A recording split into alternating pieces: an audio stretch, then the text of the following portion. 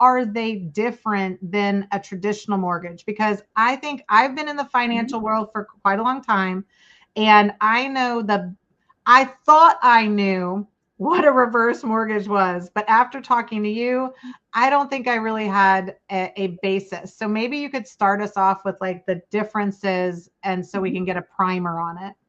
Absolutely. Well, let's start out with it's a mortgage. A lot of people don't understand that, but it is literally a mortgage against your home. It's no different than any other mortgage you've had on your house. So that means that you own your home, you stay in title. So that's always a big concern when people think about reverse mortgages. But other than that, it is a mechanism to allow people who are 62 years and older to be able to tap into their equity of their home and not have to make a mortgage payment.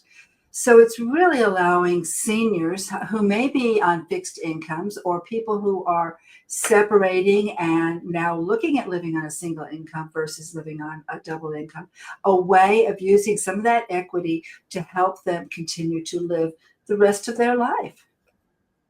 Well, and I think that it still is not super clear to me, because I think in a lot of situations, it's just really has gotten a bad reputation. Like for the most part, I think when I hear reverse mortgages or even say something about it, people are just like, oh, you wouldn't want to do that. So like, why do we have that perception that this is not a great situation?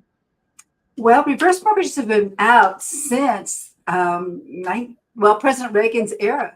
So they've been out for quite a long time. And they were originally designed to help a woman whose husband had died, who had 5 children, for her to be able to stay in the home while she finished raising her children. So there wasn't a lot of thought involved with it. What was going to how to make the guidelines be safe for a senior. So one of the original ones was that they would only put the male on the home, on the loan.